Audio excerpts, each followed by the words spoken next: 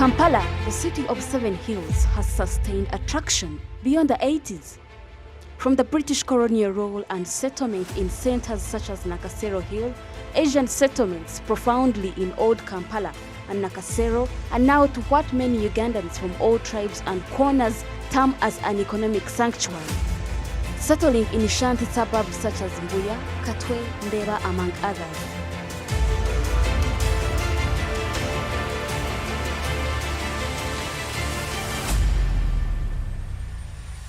A 2020 report by the Uganda Bureau of Statistics indicates that the rate of homelessness in Uganda stands at 0.7%, implying that approximately 284,000 people do not have permanent places to live and may be residing in informal structures or on the streets. And Kampala, an ever-growing hotspot per demographics, the structure, make and color of the street dwellers, kids and grown-ups suggest the North Karamoja, to be specific, as home to the floating migrants. Formerly, the LRA war was linked to immigration. Currently, rumor has it that some of these street children and homeless humans are part of a lucrative immigration business.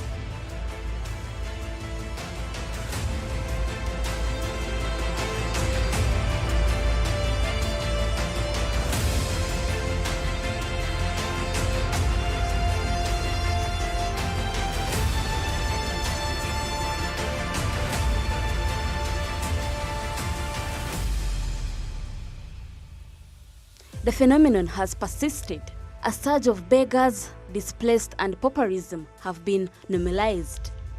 Every day you will set sight on new bodies lying on the streets in sacks, dark blankets, some beggars, others just homeless, and still some are street children.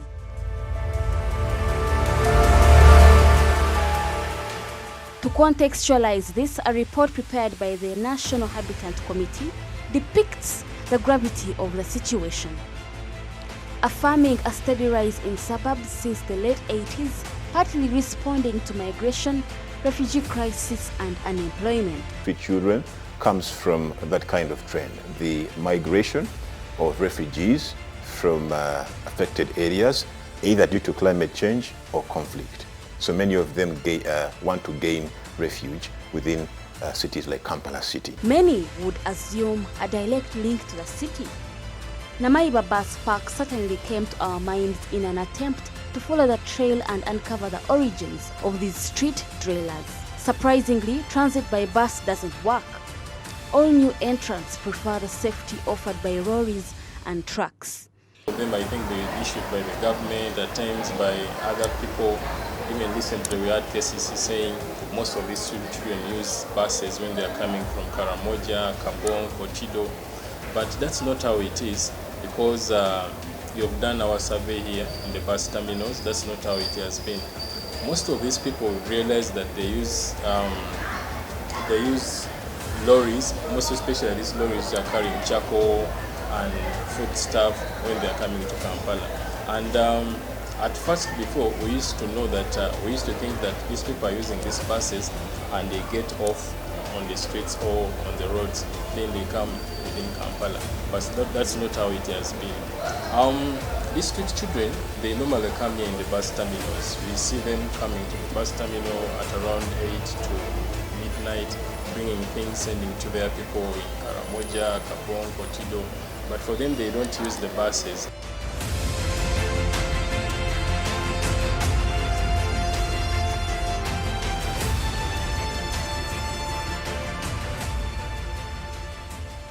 It's not all roses for migrants, both locals and foreigners. On a dark, chilly night driving around Kampala's central area, we set sight on a detached, solemn yet brilliant homeless youth, Eric Mogba, who was feeding on some possibly expensive yogurt for a poor soul to afford. He set foot in the capital all the way from Monrovia in Liberia, searching for a fortune in the Pearl of Africa. Perhaps he hadn't heard about its own tribulations to the locals. Reports indicate that about 15,000 children lie homeless here in the streets of Kampala. Apart from the bad image this is indicating for investors that would want to invest here in Uganda, think about the number of jobs these young children could actually do. With 8.3 million people impoverished, I'll leave that question to you. I always try to change my life, but the life I put myself in and things going wrong with me. Yeah. But he loved me so much, He loved me because he's my elder brother. Yeah. He's my elder brother, So he bring me here to be here sometime, live a life, but the life I got through in my own country, try to change my life, but... The Central Division is a host to majority of the floating population. Just 4 years ago, a bill was passed to address street dwellers and beggars in the capital. The aim was to discourage cash and material goods handouts or donations, and instead penalize traffickers, agents and parents involved in exploiting child beggars per se. However, it is questionable how effective the law has been. It's just to say that it is a general city phenomenon. Even in New York, you'll find homeless people. You'll find people who have had hard times. They possibly have lost jobs. They have possibly become disenfranchised in more ways than one. Social pressures have kicked them out of what should otherwise have been their home. Or others find it possibly a lucrative way to earn a living. I am told that some people make perhaps a higher living begging as opposed to taking time off to go and actually do some manual work. So there are many factors that drive people to the streets, and it's not true that many that you see on the streets as beggars are actually homeless. Many of them use the street as their point of work. They come to the street to beg, and when the sun sets, they retire to the comforts of their homes.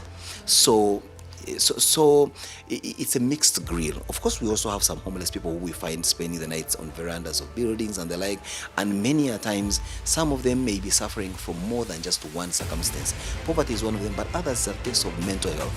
Many of them are not in the proper state of mental health. Surveys conducted last year indicate that the majority of the population lives on less than $1 per day. That's about 3,700 shillings.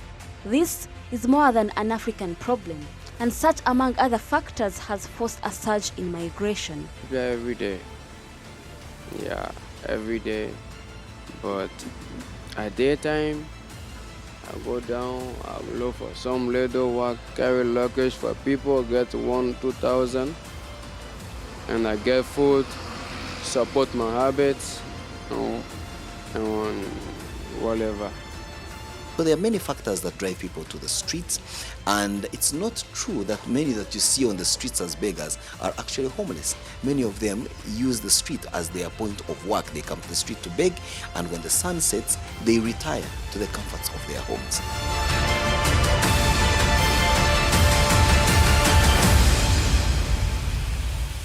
Growing capital population as compared to the late 50s has given room to numbers of migrants and street dwellers. Now, if you've been following the story from the time when we saw these street children begging for a penny here and there, food for them to survive, to the time when we see them sending food back to their families, sacks of posho and beans amounting to around 300,000 to 600,000, quite a twist, right? Today, I decided to reach out to the Economic Policy Research Center, one of the most definitive platforms when it comes to economic policies, to understand the impact of the floating population to socio-economic development.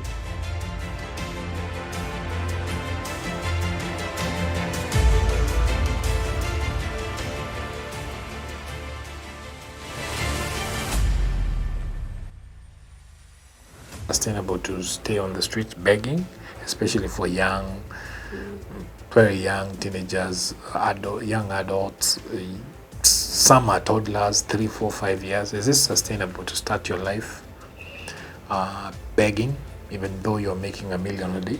It's not. Eventually, that person is likely to become a problem to society in the future, because they can't beg forever. Then what's the next opportunity? Is crime. Okay. So I think going to school is a better option.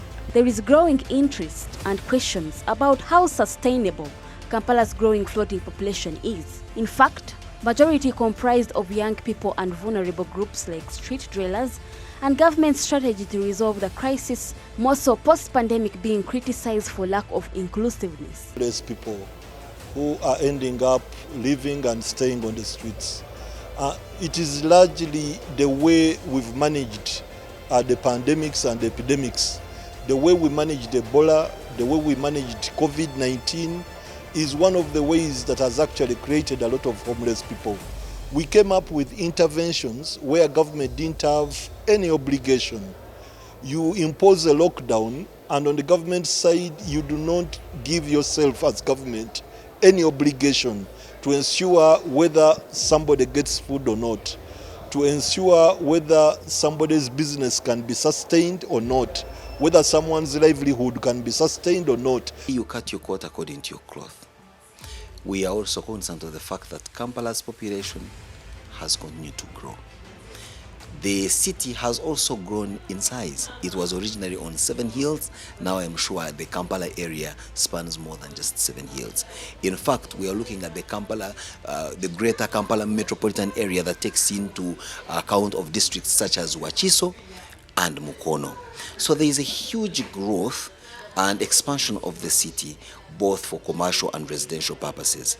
And that brings its attendant pressures with regard to the infrastructure that we have. Urbanization is an inevitable characteristic of human progression. Eventually, we will all live in urban areas, eventually. So it's very progressive for policymakers to start planning for urbanization. Eventually, we will all live in urban areas. That is inevitable. It may happen 50 years from now, but eventually we will all end up in Kampala. The street dweller question is quite interesting. Through further dialogue with General Manager of Namaiba Bus Park, we obtained additional insight that casts doubt on the perception of street children as extremely poor and undomesticated. The collateral jobs come with remittances to the north. Groups of teenagers can clearly be seen sending substantial utilities such as food and money by bus. Remittances ranging from 100,000 to 600,000 shillings. Quite a fortune, right? They bring the things, obviously they write to, let me say, they get the phone number or the contact number for the person who will be receiving those things. So once you're in a business and you get a customer, there is no you can send away the customer that you're not supposed to give you the service, yet you're going to pay. So these people, they bring their things and they send to their people. And there is no you can refuse because they bring business to us. So we don't know whether there are people who are sending them to come and bring these things to take to other people. And once you're in a business, there is no way you can say that I will not accept these people's things, or I've put a limit, I'm supposed to take these people's things. The city authority, on the other hand, admits shortage of resources to deal with the influx, thus calling for collaboration from humanitarian organizations. We have been rescuing them from the streets occasionally through a heightened operation and taking them to rehabilitation centers like Masulita and another in Koblin, which is in northeastern Uganda. The challenge we are facing at the moment is twofold. One, the resources to carry out these rescue operations, but even when we do, now these rehabilitation centers have become overwhelmed by the numbers. The numbers are so many. The other challenge, of course, is the porous movement mechanism, that for every 3 you rescue from the street, the traffickers bring in maybe 5. Initially, police moved to address the street children crisis under an operation called Back Home Campaign for Karamoja Children. Later, KCCA, Gender and Labour Ministry plus development partners took over when police halted the operation. Rehabilitation centers such as Koblin Youth Rehabilitation in Napak District and USCO Masluta Children's Village have lately been utilized to amend. So, what more lies beneath the double aids of life on the capital streets? Maybe they do not even find care and they feel life is better on the street. So we should interrogate and investigate the life outside the street that KCCA and its agents subject these people to. Otherwise, what would warrant a child who is being taken care of off the street having a nice place to stay? According to the Shadow Cabinet, substantial funding is critical to offset the ever-growing street dweller crisis, as establishment and maintenance of such centers is essential. Doing centers to improve the standards of living in there and also to expand its capacity. And this is one of the priorities in that we have to cater for the street children, which has become so rampant. And once like they always come back, even when they have been dealt with. As the city population grows from 350,000 in 1962 to over 3 million this year, an untamed burden persists on infrastructure, roads, housing and services, for instance. Ultimately, as the capital and most industrious city in the country, the Banyankole, Basoga and Karamajong per se have all had to migrate to the central. You probably would guess what this means. A prosperous IDP camp, bodies hanging on the cold dark streets, pickpockets, young street dwellers with a major at begging and a new sales strategy of cleaning windshields of almost every city vehicle, except for the long gigantic ones. So, as the rumble holds tides, so does the socio-economic dilemma across the country. Rona Nahabwe for Smart 24 TV.